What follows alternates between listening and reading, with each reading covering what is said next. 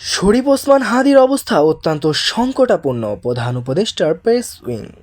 গুলিবিদ্ধ ইনকালাব মঞ্চের মুখপাত্র ও ঢাকা ৮ আসনের স্বতন্ত্র প্রার্থী শরীফ ওসমান হাদীর শারীরিক অবস্থা অত্যন্ত সংকটাপন্ন। তিনি বর্তমানে সিঙ্গাপুরে চিকিৎসাধীন রয়েছেন। বুধবার প্রধান উপদেষ্টার প্রেস উইংয়ে এক বার্তায় এই তথ্য নিশ্চিত করে জানায় সিঙ্গাপুর পররাষ্ট্র মন্ত্রণালয়। ভিভিয়ান বালাকিসান আজ সেখানে চিকিৎসাধীন শরীফ ওসমান হাদীকে দেখতে যান।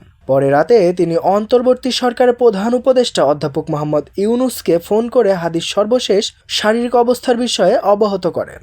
প্রেস উইংয়ের বরাতে জানানো হয়, ভিভিয়ান বালাকিসান প্রধান উপদেষ্টাকে বলেন হাদীর অবস্থা অত্যন্ত সংকটাপন্ন।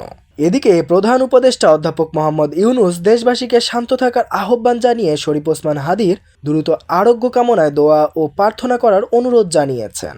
উল্লেখ্য, ইনকিলাব মঞ্চের আহ্বায়ক শরীফ ওসমান হাদী ঢাকা ৮ আসনের স্বতন্ত্র প্রার্থী হিসেবে নির্বাচন প্রচারণায় ছিলেন।